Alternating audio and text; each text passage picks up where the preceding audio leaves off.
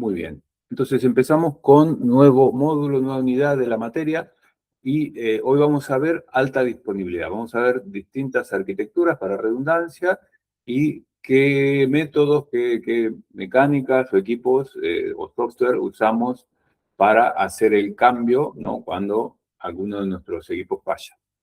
Failover se llama, ¿sí? Sería el reemplazo ante la falla. Entonces, primero que nada, sepan que ustedes por ahí todavía no están trabajando en una empresa.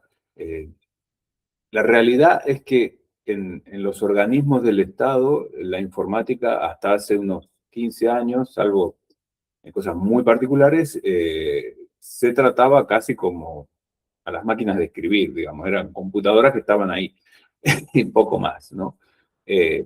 Hoy en día ya el Estado se profesionalizó, digamos, en ese sentido, y también, bueno, a nivel corporativo, esto existe por lo menos desde que yo empecé a trabajar, ya existía, digamos, ¿no? En la década del 90 ya existía, y en la década del 70 me imagino que también, tal vez no para la informática, pero para las máquinas y demás, sí, ¿no? Las empresas, cuando contratan un proveedor, ¿sí? O las empresas o el Estado, cuando contrata un proveedor, establece un acuerdo de nivel de servicio, se llama en castellano, y en inglés, en informática se usa mucho el inglés, ¿no? Se llama SLA o Service Level Agreement. Este acuerdo, ¿qué quiere decir? Es un compromiso que se firma entre el proveedor y el cliente, ¿no? Sería la empresa que compra el servicio de web hosting, por ejemplo, y la empresa que lo provee, ¿sí? Esto se hace para todo. En informática en particular, bueno, uno lo que hace es poner fecha de inicio, fecha de fin, se declara ahí cómo se hace para declarar, ¿no? que la plataforma está caída o está trabajando de manera afectada, digamos, o sea, no está trabajando al 100%, se declara a dónde se tiene que comunicar, por qué métodos, ¿sí? Yo empecé trabajando con faxes, aunque ustedes no lo crean. Hoy en día normalmente hay que mandar un mail o escribir a un número específico, con Telegram, con WhatsApp, lo que sea, y no cualquiera lo puede mandar, ¿no? O sea, no es que ustedes imagínense que un cadete que usa una computadora no es la persona que va a definir la plataforma no está funcionando bien, ¿no? Sino que normalmente hay personas autorizadas del cliente y personas autorizadas para recibir del lado del proveedor, ¿no? Entonces, cuando hay un nivel así, un acuerdo, digo, de nivel de servicio, ¿no? Se tiene en cuenta la notificación, si se notifica el nivel de afectación, digamos, que tiene la plataforma, y a partir de ahí empiezan a correr los plazos para, bien, restaurar el servicio o volver a iniciarlo, digamos, ¿no? Entonces, esas métricas hay que cumplirlas, o sea, se ponen ahí tiempos, y si el proveedor no cumple los tiempos, típicamente se aplican multas, ¿no? O sea, las multas pueden ser o crédito a favor para el mes siguiente, digamos, o directamente que se bloqueen facturas. Bueno, ahí ya cada contrato tiene su secreto, ¿no? El proveedor siempre va a intentar zafar de esto, no va a decir, no, no me lo notificaste bien, no, en realidad vos notificaste que era una caída total, pero la página todavía, la página principal funcionaba. Bueno, empieza ahí todo este juego. Pero bueno, se cumplen, ¿sí? Yo los he vivido, los he sufrido de los dos lados, del lado del cliente y del lado del proveedor. Las penalizaciones, insisto, a veces algunas son suaves, otras son bastante graves, y tienen que ver con todo, tiene que ver también con las fechas de entrega, ¿no? Si es un sistema y no está listo para la fecha, nada, se empieza a bloquear facturas, se empiezan a descontar, bueno. Y eso obviamente es un contrato legal, ¿sí? Y después, si uno lo cumple o no lo cumple, bueno, si uno no acepta una penalización, bueno, y el proveedor, o sea, si uno le aplica una penalización al proveedor, el proveedor no está de acuerdo, bueno, termina en abogado, ¿no? O sea, esto es una cosa seria, ¿no? ¿No? Y obviamente al Estado muchas veces no le termina de afectar que esté caída la plataforma para algo. Porque el Estado al final, bueno, sobrevive, ¿no? Pero a una empresa sí, ¿no? Imagínense ustedes en Mercado Libre, si no puede vender durante una hora, la cantidad de dinero que pierde, porque ellos van a comisión, ¿no? Además de la cantidad de clientes que se les pueden ir, etcétera, etcétera. ¿Sí? Entonces, estos contratos son muy importantes, tanto para el cliente como para el proveedor. ¿Sí? Entonces, cuando se firman estos contratos, piensen ustedes que se pide, desde el punto de vista del cliente, una calidad de servicio y desde el punto de vista del proveedor se ofrece una calidad de servicio. ¿No? Entonces se tienen que poner de acuerdo y se trabaja con disponibilidades a nivel de cantidad de 9, ¿sí? O sea, yo les puse acá los razonables, créanme que yo he trabajado con menos del 90% de disponibilidad en algunos casos, pero bueno, estos son los niveles razonables. O sea, en un nivel del 99% para una empresa, como les decía, como un Mercado Libre, es inaceptable completamente, ¿no? O sea, ellos no pueden estar 3 días y medio caídos por año. ¿Sí? El 99% de disponibilidad, fíjense que es altísimo, pareciera altísimo, ¿no?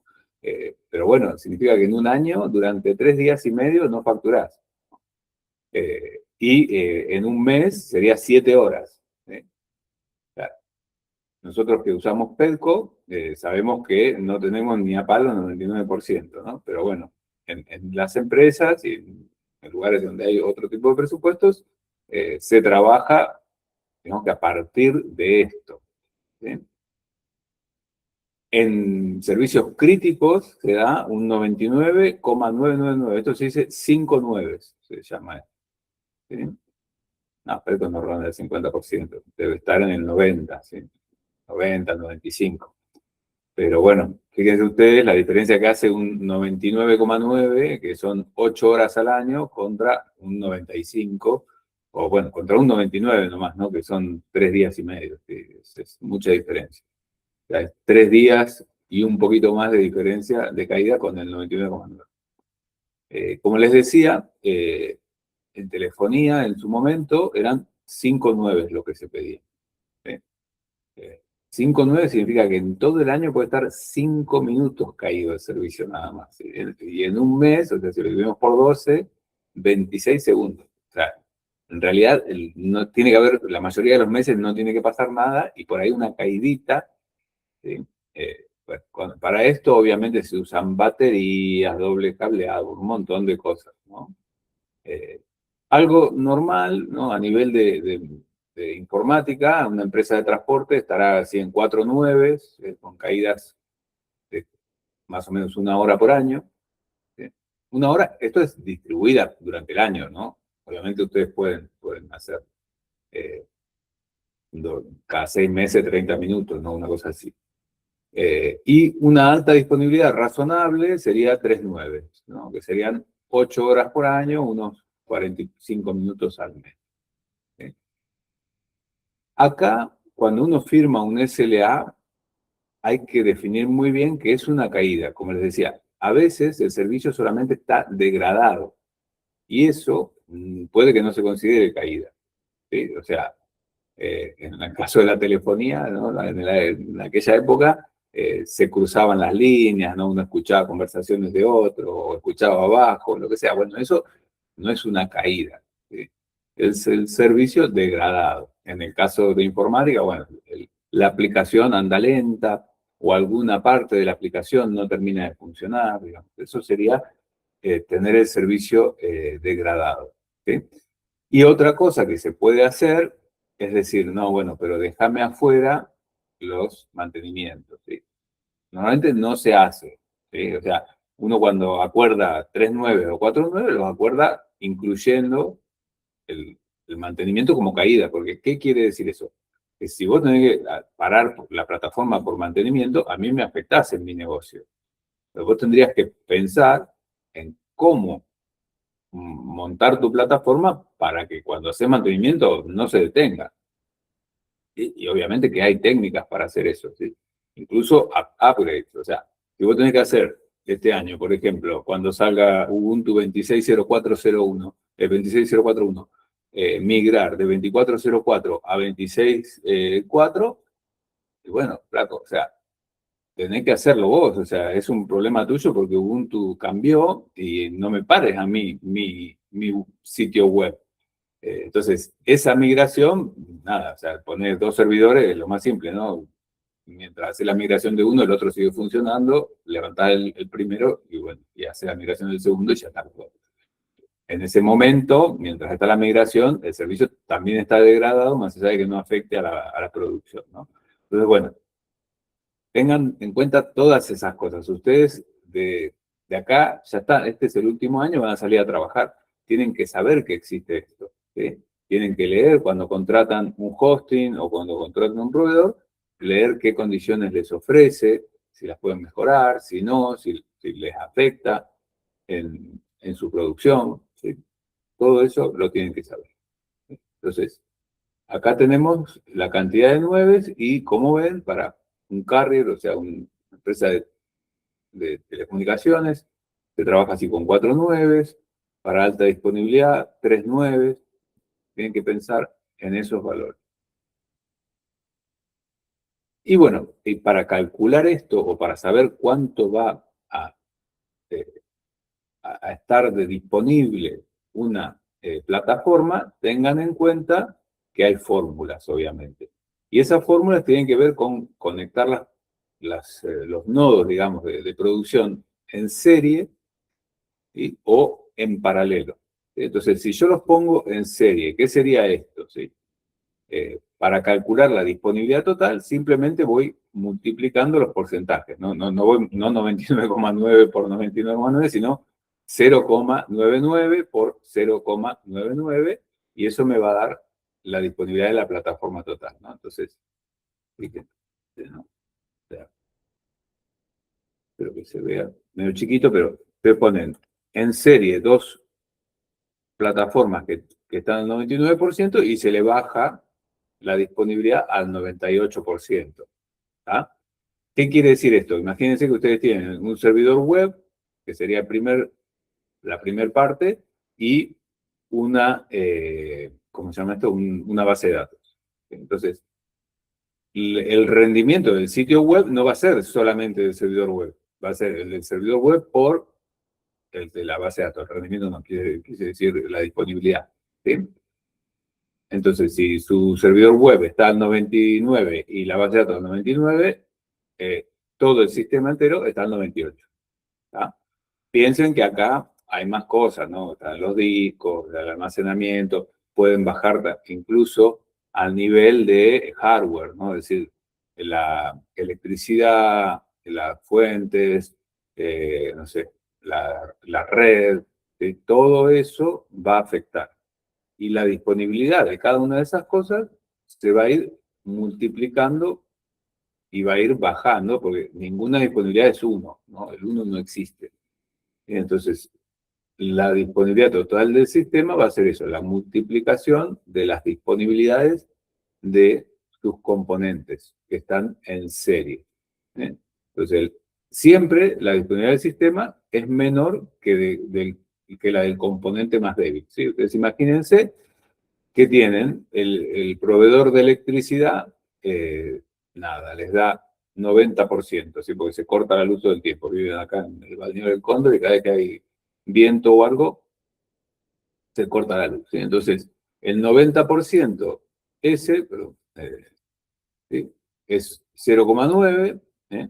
Y después tienen el servidor web que está al 0,99, ¿no? Por punto 99 y la base de datos que dijimos punto 99. Y que es buenísimo igual esto, ¿no?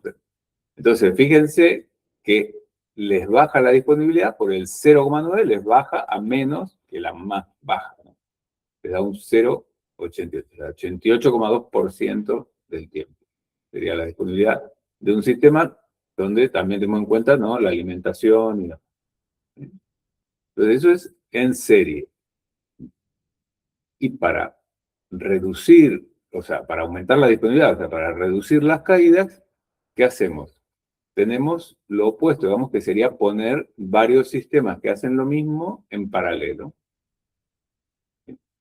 Ponerlos en paralelo significa redundancia, ¿no? Significa poner más de un nodo haciendo lo mismo. Y en este caso, la disponibilidad total es 1 menos, y así, ¿no? 1 menos la disponibilidad del nodo 1 por la 1 menos la disponibilidad del nodo 2, y así. Entonces, fíjense que al ser esto 0,99 y esto 0,99, 1 menos 0,99 me va a dar 0,01, ¿no? Por 0,01 se va achicando. ¿Sí? Pues estos A1, como decía, siempre son valores menores que 1. Entonces se va achicando, ¿sí? El número este que le resto al 1 de la disponibilidad ideal. ¿Sí? Entonces, si dos nodos tienen 99%, ponerlos en paralelo, nos vamos al 99,99%. O sea, mejoramos muchísimo. Y acá les puse otro ejemplo, ¿no? Que sería un nodo 95%, otro 95% y un tercero con 0,90. Fíjense que aunque este tenga 0,90 y parezca muy bajo, estos otros dos tienen buena disponibilidad. Entonces, el conjunto de los tres nodos se queda en 0,9998, o sea, nos lleva casi a 4,9. ¿Sí?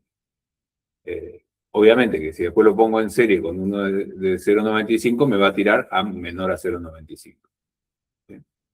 Acá está hecho, ¿por qué este de medio da más bajo? Porque hay dos de 0,95 en serie, por ejemplo. Entonces, fíjense cómo yo puedo lograr en una instalación mejorar la disponibilidad. Y simplemente es añadiendo más nodos que hagan lo mismo. Esto hasta acá es teoría, ¿sí? Esto también funciona para las máquinas, o sea, funciona para cualquier sistema de producción que tengamos. Y obviamente, cuanto más nodos ponga haciendo lo mismo, más caro me va a salir y más difícil de coordinar también va a ser, ¿no? Porque si esto fuese en tornillos no sería mucho problema, ¿no? Que me haga un tornillo este, me haga un tornillo esta, me da igual. Pero bueno, acá estamos hablando de informática y que todos respondan, bueno, tendré que saber quién responde en cada momento, si responde bien, responde mal, bueno. En los tornillos no es tan fácil tampoco, no hay que ver que los tornillos salgan bien, pero bueno, es más visible. En la informática es un poco más complejo y añade complejidad a la solución. Entonces, recuerden que poner en serie, sistemas en serie, nos baja la disponibilidad y poner en paralelo nos aumenta la disponibilidad. Entonces, lo que vamos a buscar nosotros es esto, ¿no? Es poner sistemas en paralelo que hagan lo mismo, ¿sí? Y vamos a ver las distintas técnicas que hay. Entonces, ¿qué modelos hay para esto, ¿no? Para poner en paralelo se llama clustering, ¿sí? Juntar varios nodos que hacen lo mismo. Los nodos pueden ser físicos o pueden ser lógicos, ¿no? Y en realidad son las dos cosas, digamos, ¿no? Yo tengo que duplicar el hardware, pero también tengo que duplicar las aplicaciones. ¿Sí? Vamos a ver qué distintas estrategias hay para asegurar disponibilidad.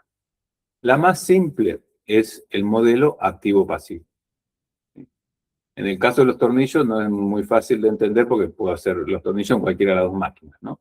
Pero en informática es un poco más complejo, porque yo no puedo mandar un request y que los contesten los dos, porque o sea, si lo divido y se lo mando a los dos, contestan los dos, es un caos. A ver, se puede hacer y descarto una de las respuestas, ¿sí? Pero normalmente no, sino que se trabaja con un activo-pasivo. Entonces, hay un nodo que está en funcionamiento y otro en stand-by que está atento a todo lo que pasa, pero que no contesta, digamos, ¿sí? Entonces, este es el más simple, mantiene la consistencia de los datos porque el nodo pasivo lo único que pasa es que no contesta y no escribe, digamos, a la base de datos, pero está atento a todo lo que está pasando. ¿Sí? La mecánica, ¿no? Hay un latido que se envía entre los nodos y para saber si el activo sigue activo y si no tiene que pasar el pasivo a responder. Acá, obviamente, tenemos el problema claro, que es que tengo que poner el doble de infraestructura para hacer lo que podría hacer con uno solo. Acá, obviamente, son dos nodos dando el servicio, entonces pasaba lo que veíamos acá, ¿no? Que aumenta la disponibilidad. Si tengo dos nodos, los dos logro el 99%, que me permite hasta 3 días de caída al año, que me permite cambiar discos, cambiar el sistema operativo, todo, y el sistema final tendría 99,99%, o sea, estaría dando 4,9. Pero bueno, ¿a qué costo? A eso, ¿no? A gastar el doble de electricidad, el doble en equipo, el doble de todo. Entonces ese es el modelo más simple, el que todos entendemos, y bueno, y no solo es gastar el doble, porque también hay que poner un balanceador de carga adelante para que copie las cosas. Hay un poquito más que el doble. ¿Sí? Y después tenemos el modelo activo-activo, que es que todos los nodos procesan el tráfico y elegimos la respuesta de uno. ¿Sí? Este tiene la ventaja de que al estar todos los nodos trabajando, puedo responder, digamos, puedo distribuir la carga. ¿Sí? Pero tiene la complejidad de que tengo que sincronizar el estado y las consistencias de los datos entre todos los nodos.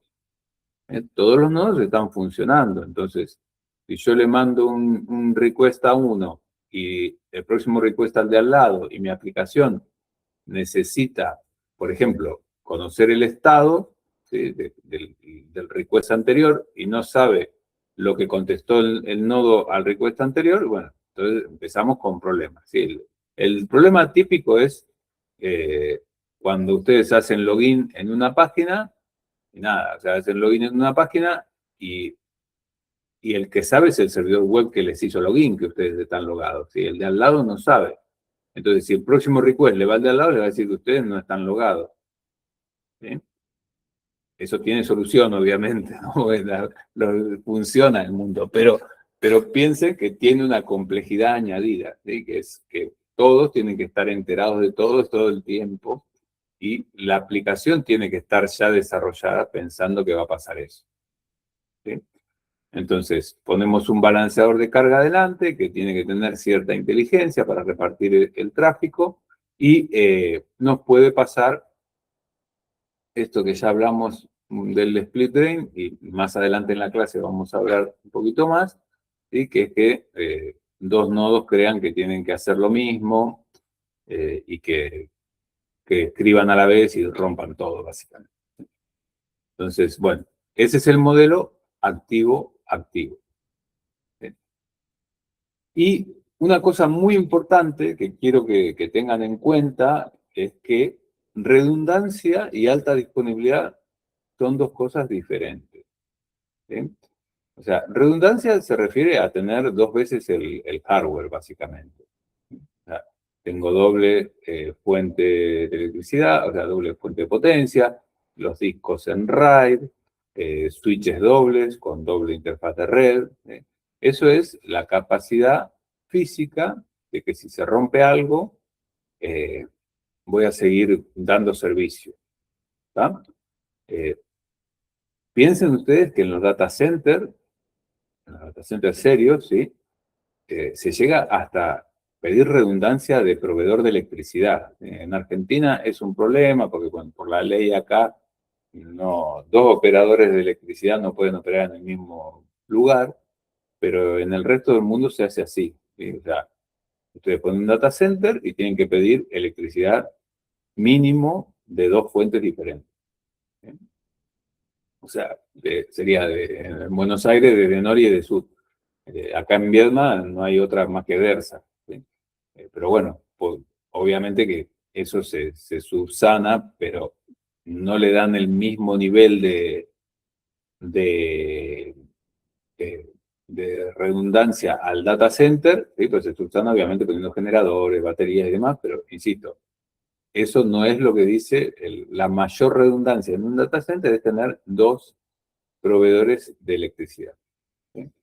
Entonces, eso es redundancia. Y alta disponibilidad en realidad nos habla de el servicio que estoy dando, ¿sí? O sea, además del hardware, me incluye también todo el software y toda la lógica que hago yo para que el servicio no se corte, ¿sí? Entonces, la redundancia sería más duplicar hardware o conexiones y demás, ¿no? Y la alta disponibilidad es la lógica y el servicio, perdón, la lógica y el software para que no se corte el servicio que estoy dando, ¿sí? Entonces, puedo tener mucha redundancia, pero si es una sola aplicación, nada, se rompe la aplicación y sí, ahí están los discos, la electricidad, todo eso no se cortó nada, pero la aplicación se cayó y no doy servicio, ¿sí? Entonces, la alta disponibilidad incluye también el software. Y bueno, para que tengan ustedes una idea de estas soluciones o de estos modelos más básicos, ¿no? Que si trabajo con un activo pasivo, la simplicidad, digamos, de trabajar así, bueno, es bastante alta, bastante fácil de dar de alta un sistema activo-pasivo. Pero bueno, donde logro realmente utilizar más los recursos es en un activo-activo. ¿Sí? Y también el escalado me permite, perdón, el activo-activo me permite hacer más rápido un escalado, porque uso todos los recursos. ¿Sí? En el caso de un activo pasivo, bueno, es más difícil, porque tengo que crecer el doble, básicamente. Eh, y bueno, como les decía, utilizar un activo-activo no es tan fácil como decir, no, no, a ver, yo tengo esta aplicación web y es activo-pasivo y ahora no, quiero que sea activo-activo. No es tan fácil. Porque un activo-pasivo es así porque la aplicación mantiene el estado. ¿Sí? ¿Qué quiere decir? Que si yo instalo una base de datos y tengo dos nodos activos del motor de base de datos escribiendo datos. Y bueno, va a haber colisiones, se van a escribir los dos a la vez, se va a romper todo. Entonces, si la aplicación no mantiene el estado, como sea un CDN, ¿no? Un nodo que entrega contenido estático, ¿sí? Un nodo web que entrega contenido estático, imágenes. Entonces, eso no hay drama, o sea, que mande cualquier nodo, o sea, si es solamente entregar contenido estático, ¿sí? El contenido dinámico ya es otra cosa, porque es dinámico, quiere decir que está asociado al usuario, puede ser que el usuario haya hecho login, bueno, ahí la aplicación se tiene que hacer específicamente para que soporte el activo-activo, ¿sí? Si no, si la aplicación es algo simple, ya le digo, como solamente enviar contenido estático, esa es stateless, se llama en ese caso.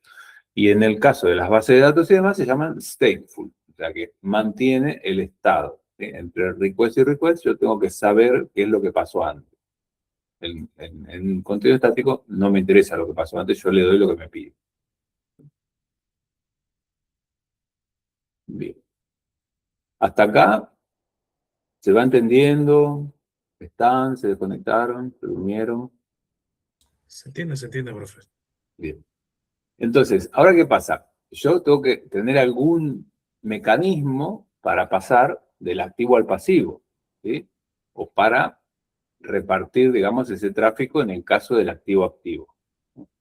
En el caso del activo-pasivo, hay un mecanismo bastante simple, que son las IPs virtuales, que en inglés es Virtual IP, por lo tanto es VIP, así como el VIP de ir a algún lado.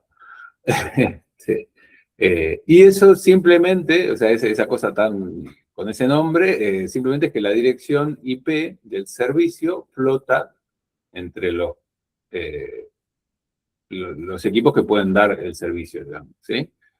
Algo parecido a lo que veíamos en Kubernetes cuando declarábamos un servicio. ¿Se acuerdan? El servicio era una IP que no era la de ninguno de los pods que estaba dando el servicio, ¿sí? Esto es lo mismo, pero hecho directamente sobre las máquinas. ¿Sí? Le damos una IP a la máquina que flota. Entonces es una IP flotante, como está acá, ¿no? Por ejemplo, acá hay una IP de ejemplo, y cada servidor tiene su IP de verdad, digamos. Que es esta, ¿no? Acá este es el 2 y este es el 3, ¿no? La punto 2 y la punto 3. Y esa es la IP de verdad. Yo quiero entrar al servidor y asegurarme de que entro al servidor para gestionarlo, necesito ir por esa. ¿Bien? Pero entre los dos comparten una IP flotante y se la van pasando. ¿Bien? Entonces, el máster, en teoría, va a ser el que tiene la IP esa todo el tiempo. Y por lo que sea, cuando se caiga el máster, el esclavo o el backup va a hacerse dueño de esa IP y va a empezar a contestar en esa IP también. Bien. Eso es, obviamente, ahí tiene que haber un software que haga ese control. Entonces, cada servidor tiene su IP verdadera, digamos, que es la IP de gestión por la que yo entro a manejarlo. Pero para dar el servicio hay una tercera IP que no está asociada a ninguno de los dos servidores y que flota entre los dos dependiendo de cuál es el que está dando el servicio, si el máster o el backup. ¿Sí? O el primario o el secundario, ¿sí? O el maestro o el esclavo. Todos esos nombres se les da. ¿Está bien? Entonces, para compartir esa IP hay protocolos. El estandarizado se llama BRRP y hay otro que usa OpenBSD que se llama como el Club Atlético River Plate, CARP. Entonces, el BRRP es el que está estandarizado, o sea, eso lo soportan todos los softwares de IP flotante, y lo que hace es, usa un ID de router virtual que se llama Virtual Router ID, ¿no? BRID, y varios, varios routers se pueden conectar y actuar como si fuese uno solo. En el caso del CARP es distinto, usa un hashing, bueno, este tiene algunos inconvenientes, o sea, es más simple, pero yo puedo unirme, digamos, al grupo y decir, ahora soy yo el que tiene esta IP. Es un problema, digamos, eso, ¿no? O sea, es un riesgo que puede haber. En el caso del CARP, bueno, como usan el hashing, es más difícil que alguien suplante los anuncios de red. Entonces, por eso existe este otro. Pero bueno, son los dos, yo siempre usé este BRRP, se configura en un Proxmox, esto se puede configurar directamente. Y además necesitamos más cosas que funcionen, ¿sí? Entonces, en Linux se usa un software que se llama Keep Alive D, la D del demonio, ¿no? Demon, de Keep Alive. Keep Alive es mantener vivo, ¿sí? O sea, es darse, en realidad significa que yo estoy tratando de saber si está vivo o no el nodo, ¿sí? Entonces se llama Keep Alive el producto, ¿sí? Keep Alive es el que implementa el BRRP en Linux y lo que hace es mandar anuncios multicast en la red a una IP específica de multicast y va usando prioridades para decir quién es el máster en cada momento. Y obviamente están mirando con health checks y con mensajes que manda a ese multicast de cuáles de los nodos están vivos. Es un tema saber que está vivo, porque a veces puede estar respondiendo, pero no, la aplicación no está al 100%, pero bueno. Keep Alive se encarga de eso a cierto nivel. Entonces, ¿cómo sería el ciclo de vida en caso de fallo? Es, el máster está en funcionamiento y envía estos anuncios de multicast con un formato específico, que es el formato BRRP, cada segundo, por ejemplo. Eso se configura. Cuando hay un fallo del máster, el backup no recibe esos anuncios. Entonces, el backup o el nodo con mayor prioridad, si fuesen más de dos, se promociona a máster. Y el nuevo máster reclama esa virtual IP usando un protocolo que se llama GARP. Este no es el CARP, este es otro, este es un GARP, que es Gratuitous ARP. Bueno, es como un ARP, pero al revés, reclamando la IP, diciendo, ojo que ahora la tengo yo a esta IP y no la tiene la MAC address que la tenía antes. ¿Se acuerdan de ARP, de redes de datos? Bueno, el protocolo ARP es para asignar direcciones IP a MAC address, ¿no? Entonces, normalmente alguien tiene que preguntar si quién tiene esta dirección IP y alguien responde. En este caso, el ARP, este es al revés. directamente el nuevo máster manda un mensaje de ARP que se llama GRP, GARP, Gratuitous ARP, diciendo, ojo, que la MAC address anterior ya no tiene esa IP, ahora la tengo yo. Entonces, los switches se pueden acomodar y ajustar la tabla de switches. Entonces, todo eso pasa cuando el nodo maestro deja de funcionar. Está enviando los mensajes de BRP, el backup deja de recibirlos, se promociona y reclama la Virtual IP. Y bueno, puede haber fallos a nivel 2, o sea, en la capa 2 de MAC, en Ethernet, y ahí obviamente hay que actualizar la tabla de switch de todos los otros nodos para que los frames lleguen al puerto del nuevo máster. Y también en la capa 3 hay que actualizar todo el enrutamiento para que se reconozca un nuevo salto, ¿sí? Pues ya no hay que ir a donde estaba antes. Si están en la misma LAN, bueno, la capa 3 es más fácil, o sea, no se tiene que modificar, ¿no? Pero si no están en la misma LAN, imagínense que el nodo master y el backup estén en LAN separadas, bueno, tienen también que cambiar el routing.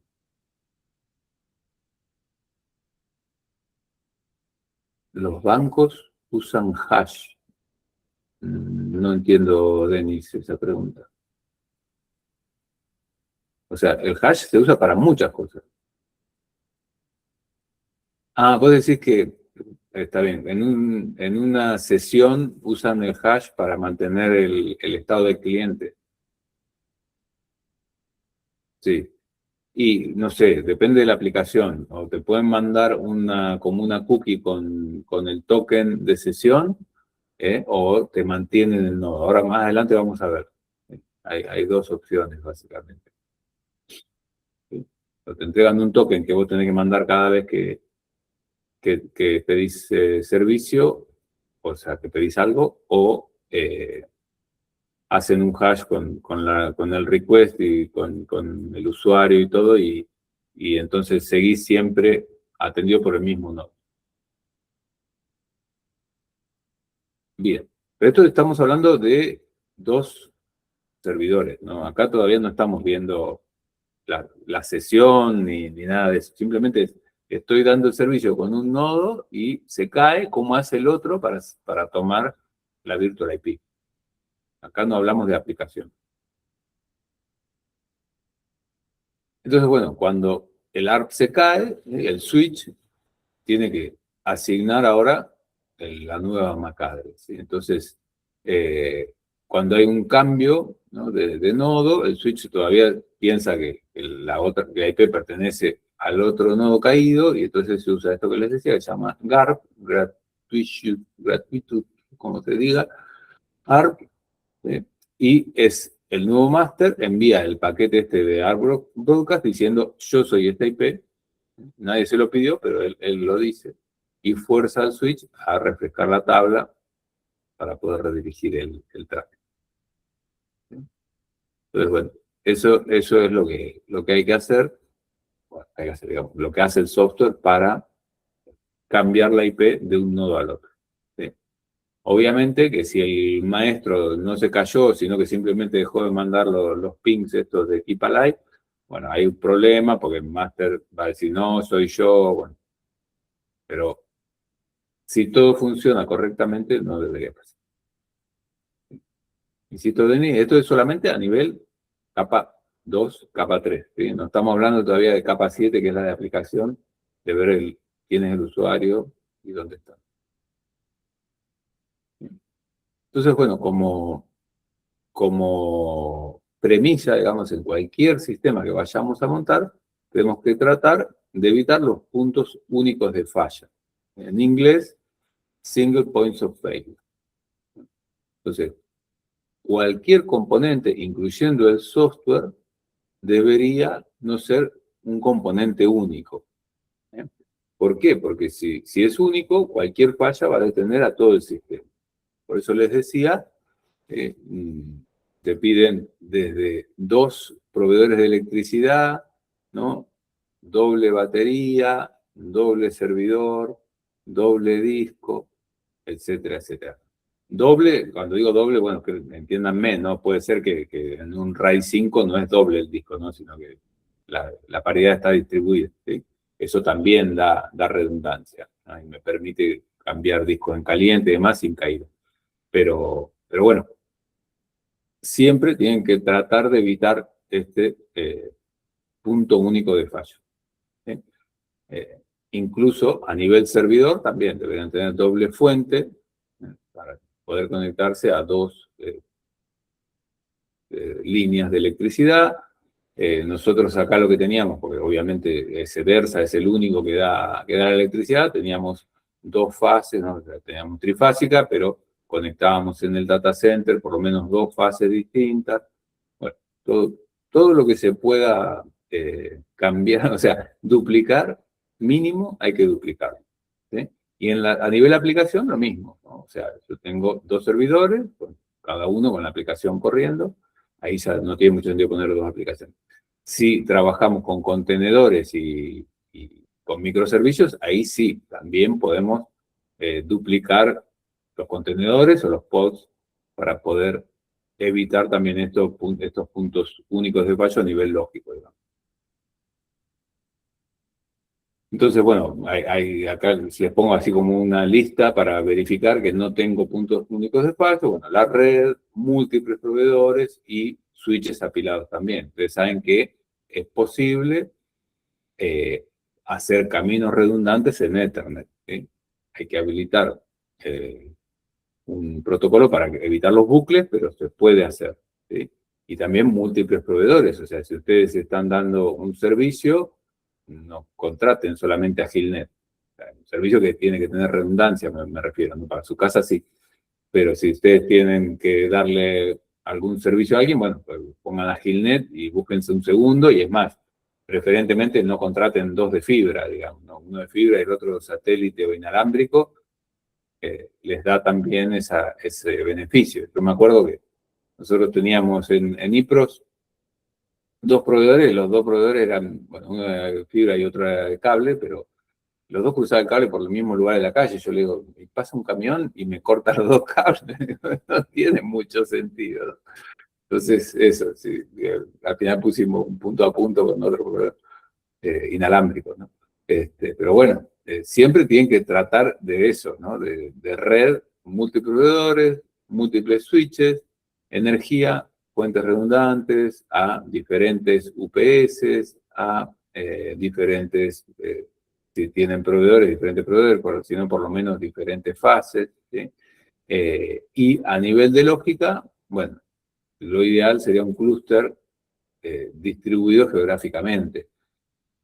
Ahí piensen ustedes que tienen más dificultades, sobre todo a nivel de latencia, ¿sí? Entre los nodos para poder comunicarse y decir, bueno, ahora soy yo el maestro y vos sos el esclavo, ¿no? O vos estás caído, digamos. Pero bueno, a nivel lógico sería ideal poder tener una aplicación que se pueda distribuir geográficamente. Entonces, ahí tienen una lista de cosas que pueden ir mirando. Bien, hasta acá sería la primera parte de la clase de hoy. ¿Alguna pregunta? ¿Comentarios? Denis, tu parte ya va a llegar, ¿sí? No, no me olvido de que vos querés saber el tema del hashing. Entonces, eso es para el balanceador de carga, es otra cosa. No es el tema del virtual. Está. Soy medio ansioso. ¿Cómo? Ansioso. Está bien, está bien. Pero sí, o sea, cuando lo que yo les decía es así, o sea, cuando la aplicación requiere mantener el estado sería el usuario está logado, y bueno, no te puedo yo pasar de un servidor a otro si mi aplicación no tiene eso en cuenta, digamos. Es así. Bien. Bueno, si no hay preguntas, cortamos 5 minutitos y hacemos una pausa y seguimos, ¿sí? Ok.